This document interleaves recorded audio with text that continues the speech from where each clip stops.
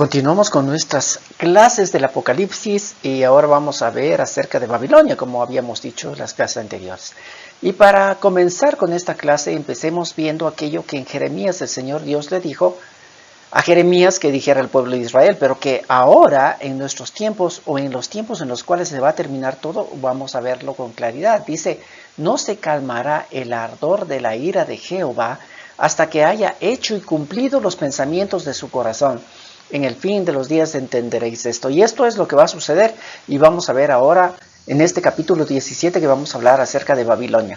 Entonces dice, vino entonces uno de los 7 ángeles que tenía las 7 copas y habló conmigo diciendo, ven acá y te mostraré la sentencia.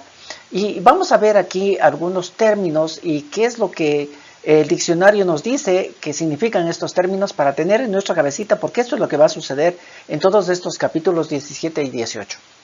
Así que el ángel le llama a Juan y le va a indicar una cosa.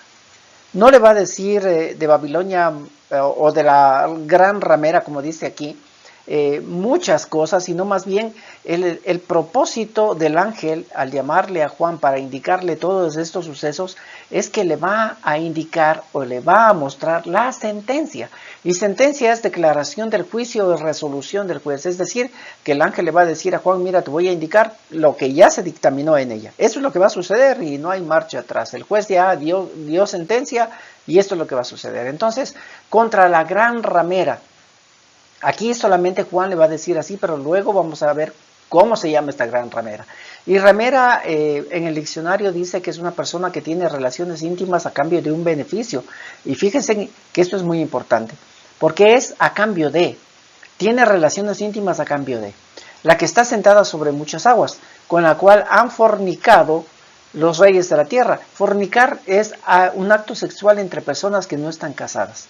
Y también puede incluirse aquí también el asunto de la idolatría también, porque la Biblia también llama a aquello de la idolatría como fornicación, como adulterio, pero hay que tener en mente aquello. Entonces el 2 dice con la cual han fornicado o han tenido este acto íntimo con aquellas personas que no están casadas, que no están comprometidas. No hay un compromiso, pero tienen relaciones íntimas. Eso es fornicar.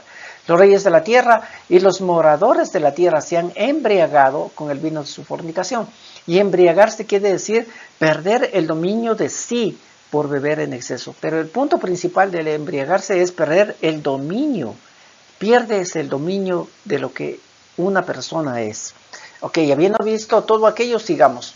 Y me llevó en el espíritu al desierto y vi a una mujer sentada sobre una bestia escarlata llena de nombres de blasfemia que tenía 7 cabezas y 10 cuernos. Ahora, aquí nos está hablando de una bestia escarlata y la única bestia escarlata que hemos visto es el dragón, es decir, es el diablo.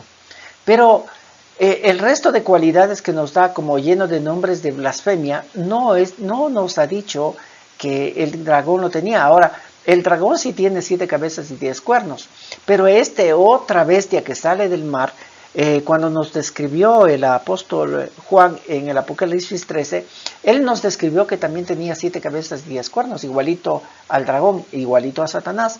Ahora esta segunda bestia, que denomina Juan como la primera que sale del mar, también tiene 7 cabezas y 10 cuernos. Pero el dragón, nunca vamos a ver en el dragón que se menciona que tenga nombres blasfemos en sus cabezas, en sus cuernos o en lo que sea. No tiene. Pero este leopardo que sube del mar, sí menciona en Apocalipsis 13 que él sí tiene nombres blasfemos. Entonces, esta bestia que está subiendo del mar y la que ahora nos va a indicar el apóstol Juan en el libro del Apocalipsis, no cabe duda que es el anticristo.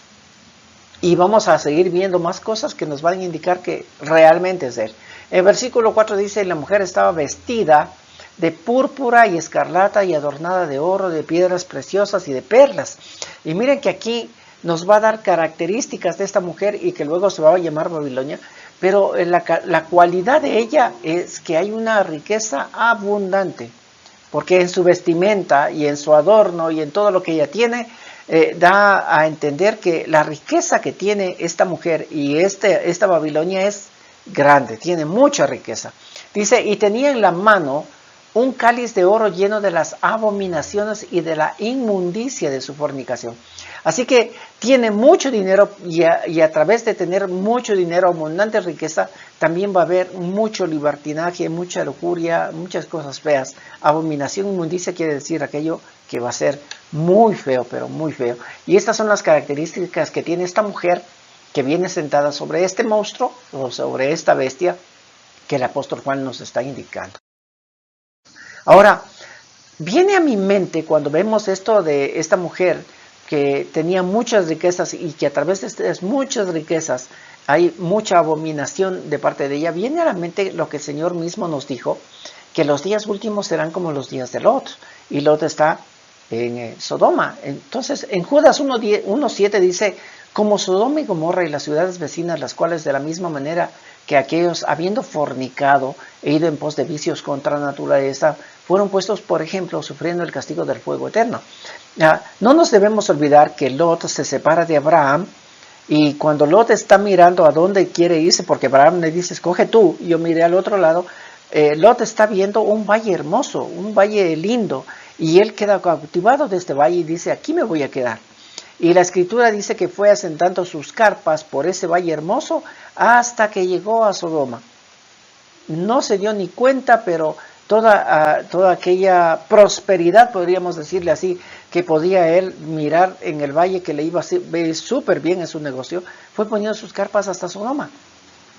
Pero en Sodoma hubo un montón, como dice aquí Judas 1:7, había aún vicios contra la naturaleza. ¿Qué fue lo que pasó en este lugar y en Sodoma? ¿Qué fue lo que pasó para que haya estas cosas que aún inclusive cuando los ángeles llegan para destruirla y van hasta donde Abraham y le dicen qué es lo que va a suceder?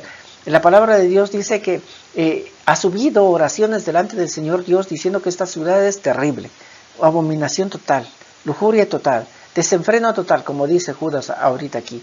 Ha subido a los oídos de Dios y por eso Dios envía a los ángeles para determinar un juicio sobre esta ciudad.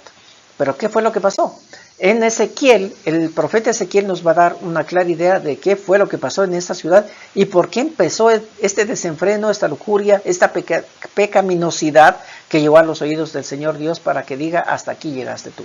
En Ezequiel 16:49 dice, he aquí que esta fue la maldad de Sodoma tu hermana, soberbia, saciedad de pan, abundancia de ociosidad tuvieron ella y sus hijas, y no fortaleció la mano del afligido y del menesteroso, y se llenaron de soberbia e hicieron abominación delante de mí, y cuando la vi, las quité. Ahora miren, usualmente, no quiero decir que siempre, porque toda regla tiene su excepción, pero usualmente cuando hay mucha riqueza, hay también alejarse de Dios, hay olvido de Dios. Y porque uno tiene mucha riqueza y se olvida de Dios, empieza a hacer cualquier cantidad de cosas. Por eso dice aquí que era soberbia, tenía saciedad de pan, es decir, abundaba, era prosperada, tenía muchísimo. Y en esa abundancia de pan también hubo abundancia de ociosidad. Y esa abundancia de ociosidad lo que lleva es a cometer cosas así como le hicieron abominación delante de mí, como dice aquí en el profeta Ezequiel. Es decir, empezaron a hacer cosas abominables porque ya no tienen nada más que hacer, están ociosos. ¿Y por qué están ociosos? Porque tienen muchísimo, tienen riquezas sin hacer mayor cosa, sin hacer mayor esfuerzo, vienen las riquezas. Y como tienen riquezas, pues entonces empiezan a despilfarrar aquello y empiezan a hacer cualquier cosa y cualquier barbaridad. Entonces, aquí nos dice que igual como Sodoma, en el libro de Ezequiel, igual en el libro de Judas, igual como eso, va a suceder también con Babilonia, y ya lo estamos viendo, porque así dice que Babilonia, o sea, tiene riquezas, pero a la vez también abominaciones.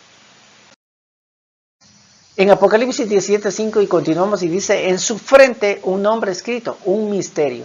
Y aquí ya nos dice que esa mujer que está sentada en esta bestia escarlata de 7 cabezas y 10 cuernos es Babilonia. Ya no es solo una mujer, ya no es la gran ramera, ahora es Babilonia, ya tiene un nombre. Y ese es un misterio, dice Babilonia la grande, la madre de las rameras y de la abominación de la tierra. Ahora, si uno se pone a pensar por qué le dan este calificativo de madre, porque si uno piensa y dice, a ver, alguien es madre porque dio a luz a algo. Es decir, que no es madre mientras no haya dado a luz algo. Pero cuando dio a luz se convirtió en madre. Eso quiere decir, o me viene a mi mente, saco como conclusión, que el asunto de la prostitución y de las abominaciones nació de ella. Antes de ella no había prostitución, no había abominación. Nació de ella, de Babilonia, porque ella engendró, ella es la madre. Vi a la mujer ebria de la sangre de los santos y de la sangre de los mártires de Jesús. Y cuando la vi quedé asombrado con gran asombro. Ahora, esta cuestión también de Babilonia, que es madre y que de ella nace la prostitución, las abominaciones, también dice que sobre ella está la sangre de los santos y de los mártires. Y aquí hay una clara división. Y los santos, para mi forma de pensar, está hablando acerca de aquellos profetas del Antiguo Testamento, de aquellos que servían a Dios y llevaban el mensaje de Dios en el Antiguo Testamento. Y luego la sangre de los mártires de Jesús, que son ya del Nuevo Testamento. Así que esta señora, la gran ramera, y que ahora la conocemos como Babilonia, estuvo desde hace mucho tiempo atrás. Y porque ella engendró, ella dio a luz la prostitución, las abominaciones, y a consecuencia de todo esto también mató a los santos que venían para decir profecías acerca de parte de Dios, y también aquellos que ahora de parte de Jesucristo también estaban dando a conocer el mensaje, ¿no es cierto? Y el ángel me dijo, ¿por qué te asombras? Yo te diré el misterio de la mujer y de la bestia. Ahora sí, el ángel nos va a decir cuál es el asunto del misterio en cuanto a esta mujer y en cuanto a esta bestia sobre la cual ella está sentada. Que la trae, la cual tiene las 7 cabezas y los 10 cuernos. Pero miren, ¿de dónde salió esto? Como digo, ella es la madre, entonces de alguna parte debió haber salido. Antes de eso no había. Bueno, en Génesis 10:8 nos va a hablar algo acerca de esta Babilonia. Y dice que Cus engendró a Nimrod, quien llegó a ser el primer poderoso en la tierra. Este fue vigoroso cazador delante de Jehová, por lo cual se dice, así como Nimrod, vigoroso cazador delante de Jehová. Y fue el comienzo de su reinado, Babel. Y ahí empezó el asunto. Ahí está Babel, ahí va a empezar. ¿Y cuándo empezó? Bueno, nosotros si vemos las genealogías, este Nimrod, porque dice, y Cus engendró a Nimrod, si vemos las genealogías, es luego del diluvio. Uno se pone a pensar cómo es posible que las personas entren en esta cuestión de maldad luego del diluvio, porque ellos ya experimentaron el juicio de Dios cuando se inundó la tierra. Y cuando se inundó la tierra, los únicos que estuvieron son Noé, sus hijos, sus nueras, 4 parejas en ese barco, y experimentaron todo el juicio de Dios. Cuando salieron de ese barco, yo me supongo que con eso que tenían en su cabeza, ellos deberían haber honrado a Dios, tener un temor a Dios tan grande por lo que acabaron de vivir. Y si tenían ese temor y si conocieron aquello que sucedió, las generaciones que vinieron luego de ellos deberían haber tenido todavía este temor. Pero acabamos de ver ahora en Génesis 10:8 que una generación que vino de parte de los hijos de Noé, uno de esa generación que se llamó Nimrod, ya no tenía ningún temor de Dios. Yo no sé qué le pasó, qué hubo en su corazón, qué nació en su corazón, pero ya fue tremendo. Ahora miren, Nimrod quiere decir rebelde. Y ya saben que los nombres son puestos en las personas, por lo menos del Antiguo Testamento y de los judíos, o de los hebreos, o de los israelitas. Los nombres son puestos de acuerdo al carácter de las personas.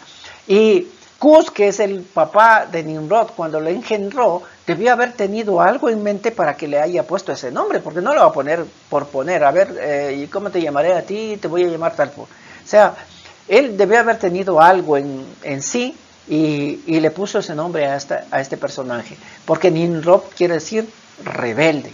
Y ahora esta escritura del Génesis 10 nos está diciendo que él llegó a ser el primer poderoso en la tierra. Él es el que tuvo el poder absoluto. Y ya saben, cuando hay riquezas, cuando hay poder, la gente se corrompe. Y ahora este versículo 9 que dice, este vigoroso cazador delante de Jehová, muchos de los estudiosos quieren decir que esta parte de la escritura no quiere decir que él era un experto cazador que hacía bien las cosas y que Jehová le veía, o el Dios Todopoderoso le veía y decía, este es buen cazador, este es una persona que hace las cosas bien. No, sino que los estudiosos quieren decir que esta palabra, o poderoso o vigoroso, también pudo haberse traducido como guerrero o tirano.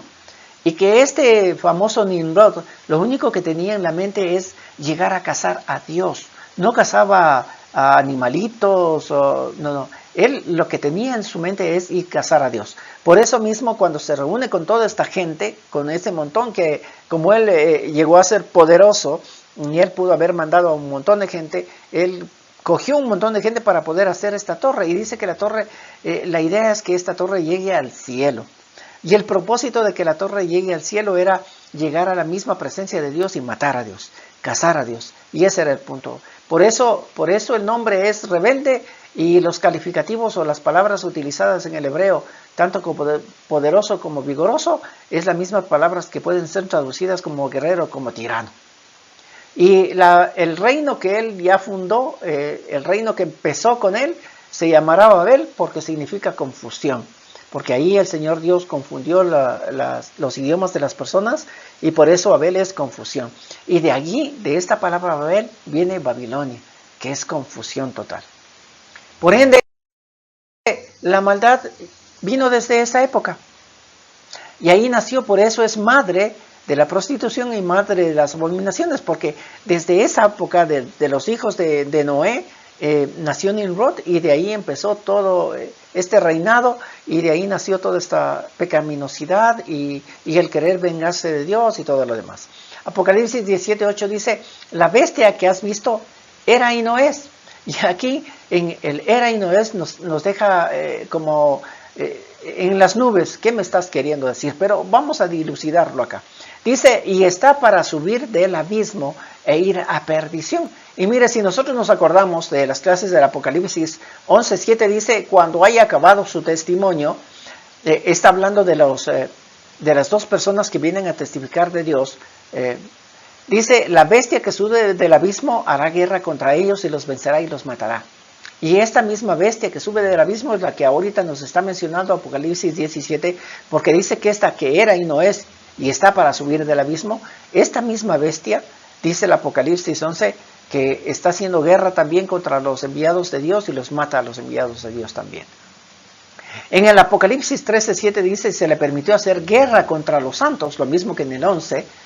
También se le dio autoridad sobre toda tribu, pueblo, lengua y nación, y la adoraron todos los moradores de la tierra cuyos nombres no estaban inscritos en el libro de la vida del Cordero que fue inmolado desde el principio. Y hoy, si seguimos leyendo el Apocalipsis 17:8, vamos a ver que es la misma cuestión del 13:7, porque dice: e irá a perdición, y los moradores de la tierra, aquellos cuyos nombres no están inscritos desde la fundación del mundo en el libro de la vida, se asombrarán viendo a la bestia que era, no es y será. Y tenemos que acordarnos que esta bestia, cuando apareció, una de las cabezas estaba herida de muerte, pero fue sanada.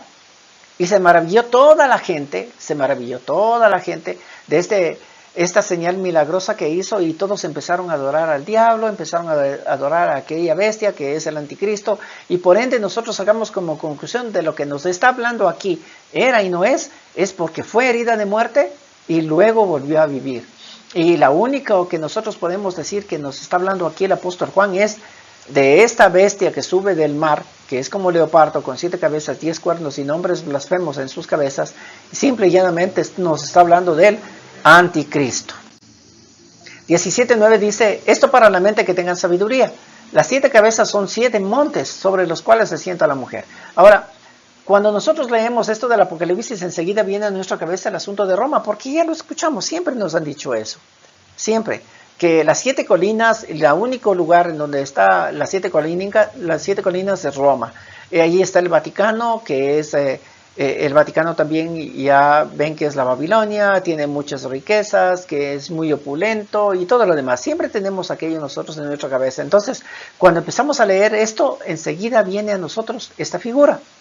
Y yo me acuerdo que en alguna vez escuché que un sabio con su discípulo, este discípulo le dijo al sabio: hay muchas teorías y siguen habiendo muchas teorías, y nosotros no sabemos cuál es la verdad y cuál es la realidad sobre todo aquello. Entonces este sabio empezó a prepararte y a darte a su discípulo, pero cuando estuvo llenando su taza empezó a regarlo, y el discípulo le dijo: maestro, estás regando el té. Y el maestro dijo: mira, así son las cosas y así son las teorías, y van a seguir viniendo y van a seguir viniendo y se van a regar, y tú no vas a poder analizar mucho de ello porque se riega. Para que tú puedas tener una nueva teoría y puedas analizarlo, primero lo que tienes que hacer es vaciar el vaso. Entonces, aquí yo quisiera hacer esa práctica de este sabio que le dijo a su discípulo. Primero vaciémonos para poder tener una nueva teoría, y de pronto esta nueva teoría nos va a traer muchas cosas que podríamos haber leído en las escrituras, y podríamos haber leído que hay nuevas cosas, pero sin embargo tenemos en la mente unas y no nos quitan de esto. Ahora miren, leámosle nuevamente, pero quitemos de nuestra mente esto de Roma. Dice esto para la mente que tenga sabiduría. Las 7 cabezas son 7 montes, así que nos van a hablar de 7 montes, sobre los cuales se sienta la mujer.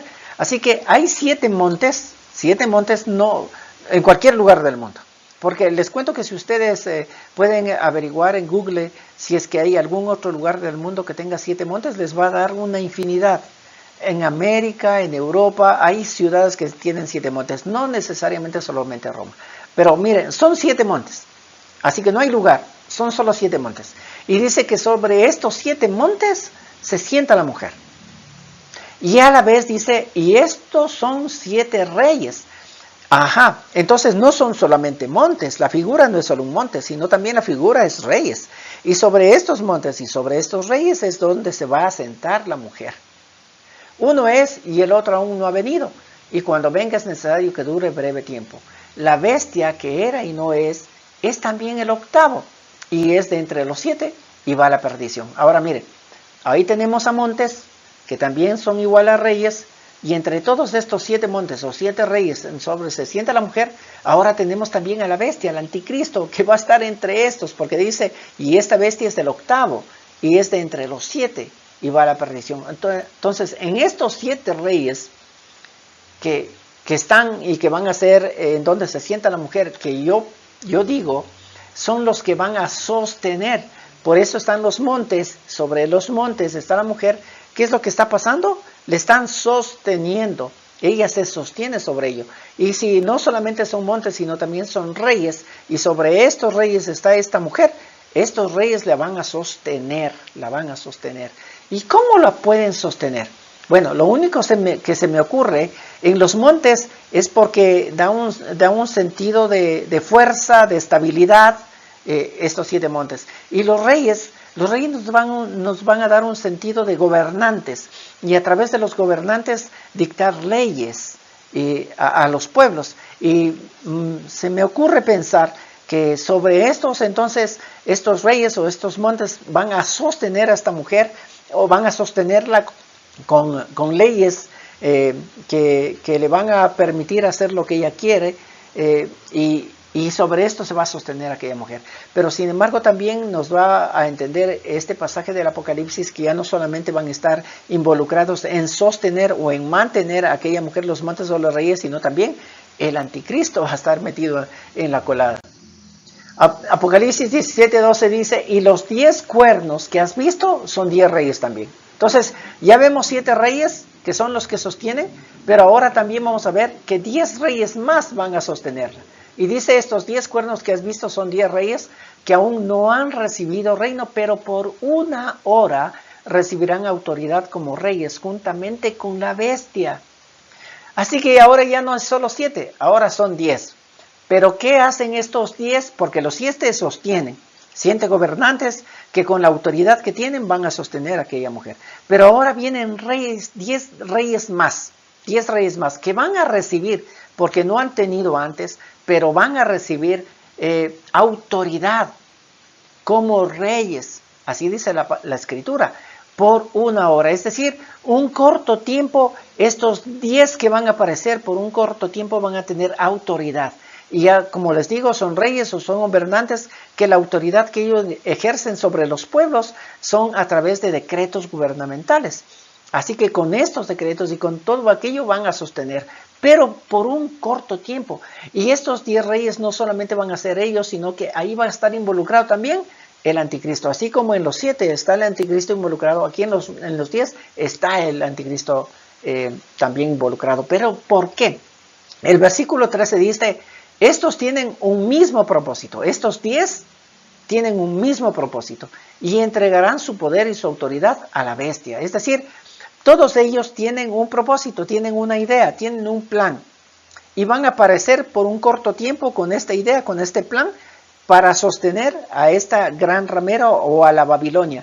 Van a sostener con riquezas, van a sostener con opulencia, y a través de esta riqueza y de todo se va a venir un desenfreno, y va a haber lujuria, y va a haber pecado en abundancia y todo lo demás en esta Babilonia.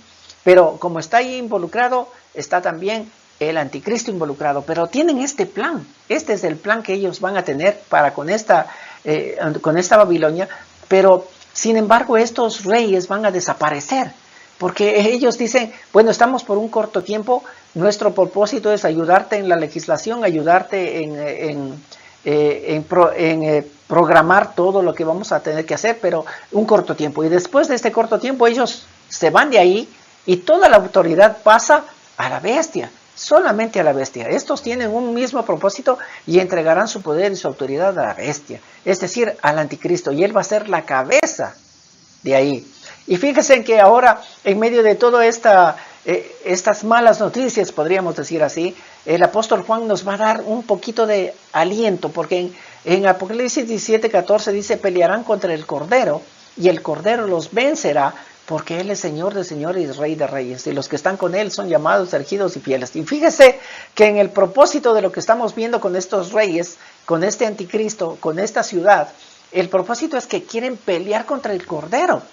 Se están uniendo, están haciendo muchas cosas, pero el fin es pelear contra el Cordero.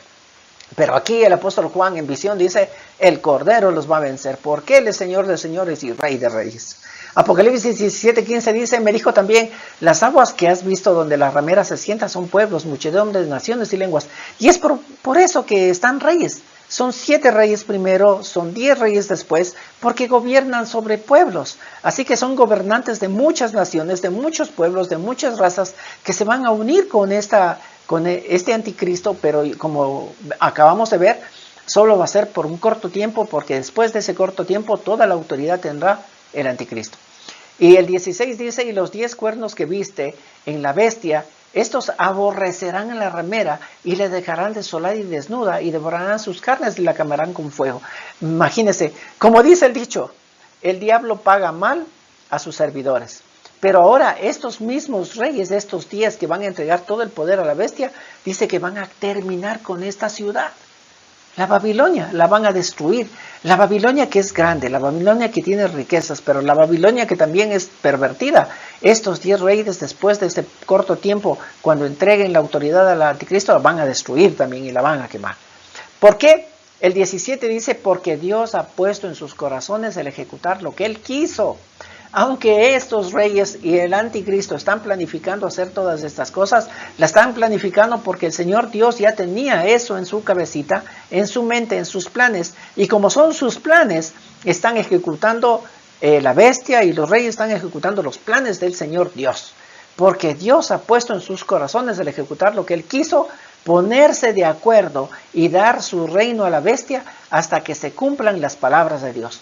Ellos están haciendo algo, pero no se dan cuenta que lo que están haciendo está bajo el plan del Señor Dios Todopoderoso. El 18 dice, y la mujer que has visto es la gran ciudad que reina sobre los reyes de la tierra. Este es el gran plan y el gran propósito. Todo lo que está sucediendo, el Señor Dios ya tiene en su cabecita, desde hace mucho tiempo atrás. Y vamos a terminar este capítulo 17 con una palabra del profeta Isaías, el que el Señor Dios también mandó al profeta Isaías a decir. Isaías 13:19 dice, y Babilonia, hermosura de reinos y ornamento de las grandezas de los caldeos, será como Sodoma y Gomorra, a las que trastornó Dios. Y aquí lo acabamos de ver, como Sodoma y Gomorra, viene fuego contra esa ciudad, tal cual. Y aunque haya sido hermosa, y aunque haya tenido reinos, aunque haya sido ornamentada, que haya tenido preciosas, perlas preciosas y todo lo demás, el Señor Dios dice que así como Sodoma y Gomorra, así mismo Babilonia, y lo acabamos de ver, porque así lo van a hacer, y lo peor que lo va a hacer, los mismos que apoyaron a esta Babilonia, ellos mismos la van a destruir. Con eso terminamos, que Dios me los bendiga, y el capítulo 18 vamos a continuar con esta Babilonia, y vamos a ver los planes de Dios sobre todo aquello. Dios me los bendiga.